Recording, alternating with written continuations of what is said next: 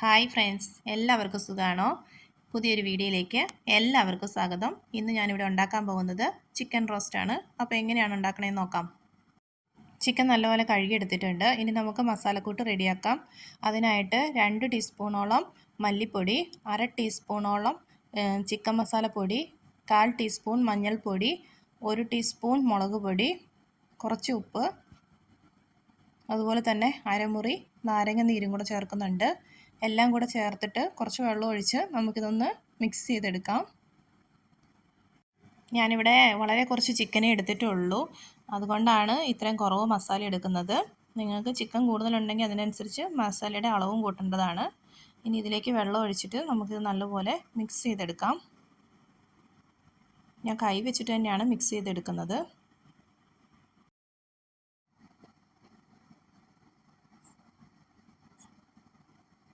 ഇതിപ്പോൾ മസാല റെഡി ആയിട്ടുണ്ട്. ഇനി നമുക്ക് ചിക്കൻ പീസെല്ലാം ഇതിലേക്ക് ഇട്ട് കൊടുത്ത് നല്ലപോലെ മിക്സ് ചെയ്യാം.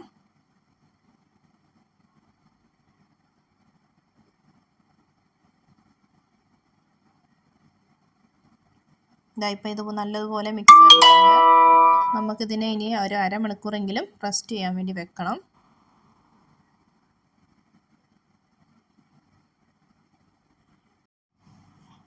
അപ്പോൾ ഫ്രണ്ട്സ്, ഇതിപ്പോൾ അരമണിക്കൂറായിട്ടുണ്ട്. ചിക്കനിലെല്ലാം മസാല നല്ലതുപോലെ പിടിച്ചിട്ടുണ്ട്. നമുക്കിനി ഇതിനെ വറുത്തെടുക്കാം. അതിനായിട്ട് ഒരു പാൻ വെച്ച് പാൻ ചൂടാവട്ടെ. നമുക്കിതിലേക്ക് എണ്ണ ഒഴിച്ചു കൊടുക്കാം. ഞാൻ എപ്പോഴും വറക്കാൻ ഉപയോഗിക്കുന്നത് വെളിച്ചെണ്ണയാണ്. ഹെൽത്തിന് എപ്പോഴും നല്ലത് വെളിച്ചെണ്ണ ഉപയോഗിക്കുന്നതാണ്. അപ്പോൾ നമുക്ക് ചിക്കൻ പീസൊക്കെ ഈ എണ്ണയിലേക്ക് ഇട്ട് കൊടുക്കാം. നിങ്ങളിതുപോലെ ഒരിക്കലും ചെയ്ത് നോക്കിയിട്ടില്ലെങ്കിൽ ഇതൊന്ന് ട്രൈ ചെയ്ത് നോക്കണം. ഒരിക്കലും ഇങ്ങനെ ഉണ്ടാക്കിയാൽ പിന്നെ എപ്പോഴും ചിക്കൻ ഇങ്ങനെ നമ്മൾ ഉണ്ടാക്കത്തുള്ളൂ. അത്രയ്ക്കും ടേസ്റ്റാണ്.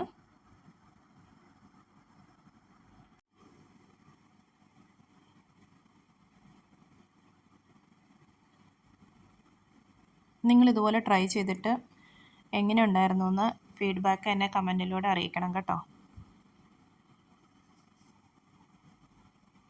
അപ്പോൾ ചിക്കൻ പീസ് എല്ലാം അവിടെ ഇരുന്ന് വേവട്ടെ. ആ സമയം കൊണ്ട് തന്നെ ഞാൻ വേറൊരു പാന് അടുപ്പത്ത് വെച്ചിട്ടുണ്ട്. ഇനി നമുക്കതിലേക്ക് എണ്ണ ഒഴിച്ചു കൊടുക്കാം. അപ്പോൾ നമുക്ക് വെളിച്ചെണ്ണ ഒഴിച്ചു കൊടുക്കാം.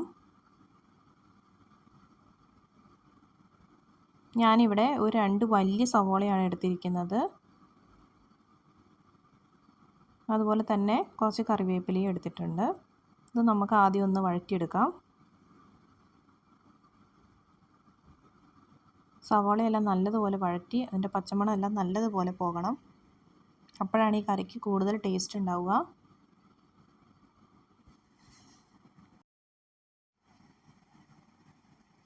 ഈ സമയം നമുക്ക് ഈ ചിക്കനെ ഒന്ന് മറിച്ചും കൂടെ ഇട്ട് കൊടുക്കാം. ചിക്കൻ വെന്തൊന്നുമില്ല, പക്ഷേ നമ്മളൊന്ന് മറിച്ചിട്ട് കൊടുക്കണം. അല്ലെങ്കിൽ ഇതിൻ്റെ അടിഭാഗം മാത്രമായിട്ട് അത് കരിഞ്ഞു പിടിക്കാൻ ചാൻസ് ഉണ്ട്. അതുകൊണ്ട് ജസ്റ്റ് ഇതിനൊന്ന് തിരിച്ചിട്ട് കൊടുക്കാം.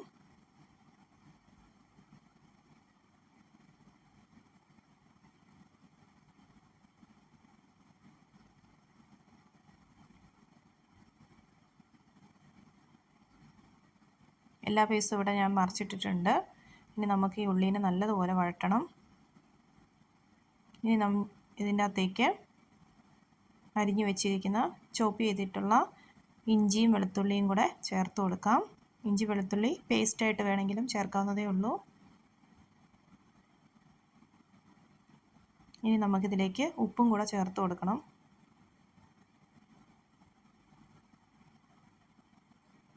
ഉപ്പും കൂടെ ചേർത്തിട്ട് ഇത് നല്ലതുപോലെ മിക്സായി വരട്ടെ. നമുക്കിത് പെട്ടെന്ന് ഉണ്ടാക്കാവുന്നതേ ഉള്ളൂ. കാരണം നമ്മൾ ഇവിടെ ചിക്കൻ ഫ്രൈ ആവുന്ന സമയം കൊണ്ട് തന്നെ നമ്മുടെ ഉള്ളി എല്ലാം റെഡി ആയിട്ട് വരും. പെട്ടെന്ന് അതുകൊണ്ട് നമുക്കിത് ഉണ്ടാക്കിയെടുക്കാവുന്നതേ ഉള്ളൂ. പക്ഷെ നല്ലതുപോലെ വഴറ്റിയെടുക്കണം. അപ്പോഴാണ് ഇതിന് ടേസ്റ്റ് കൂടുന്നത്. ഇപ്പോൾ ദാ ഉള്ളിയെല്ലാം നല്ലതുപോലെ വഴന്നിട്ടുണ്ട്. ഇനി നമുക്കിതിലേക്ക് അരിഞ്ഞു വെച്ചിരിക്കുന്ന ടൊമാറ്റോ കൂടി ചേർത്ത് കൊടുക്കാം. ഞാൻ ഒരു ടൊമാറ്റോ മാത്രമേ ചേർത്ത് കൊടുക്കുന്നുള്ളൂ.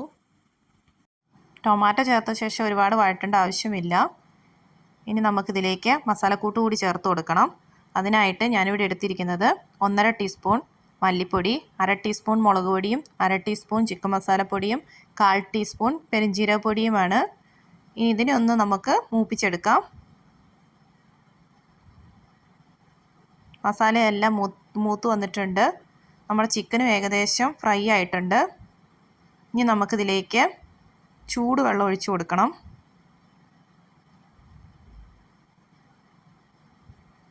എപ്പോഴും നമ്മൾ ചൂടുവെള്ളമാണ് ഒഴിച്ചു കൊടുക്കേണ്ടത്, പച്ചവെള്ളം ഒഴിച്ചു കൊടുക്കാൻ പാടില്ല. അപ്പം കറിക്ക് ടേസ്റ്റ് ഇല്ലാതായിപ്പോൾ.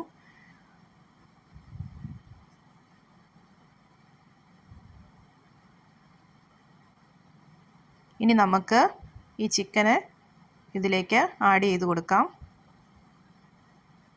ചിക്കൻ എല്ലാം ഫ്രൈ ആയിട്ടുണ്ട്. ഇനി ഇതിലേക്ക് ആഡ് ചെയ്ത് കൊടുക്കാം. ചിക്കൻ ആഡ് ചെയ്ത ശേഷം ഒരു 2 മിനിറ്റ് നമുക്ക് അടച്ച് ഇതിനൊന്ന് വേവിച്ചെടുക്കാം. അപ്പോൾ തന്നെ നിങ്ങൾക്ക് കാണുമ്പോൾ അറിയാമല്ലോ ഇത് എന്തുമാത്രം ടേസ്റ്റുള്ള കറിയായിരിക്കുമെന്ന്. നിങ്ങളിത് എന്തായാലും ഒന്ന് ട്രൈ ചെയ്ത് നോക്കണം.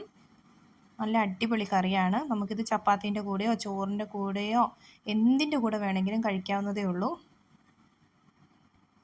ചിക്കൻ റോസ്റ്റ് ഇവിടെ റെഡി ആയിട്ടുണ്ട്.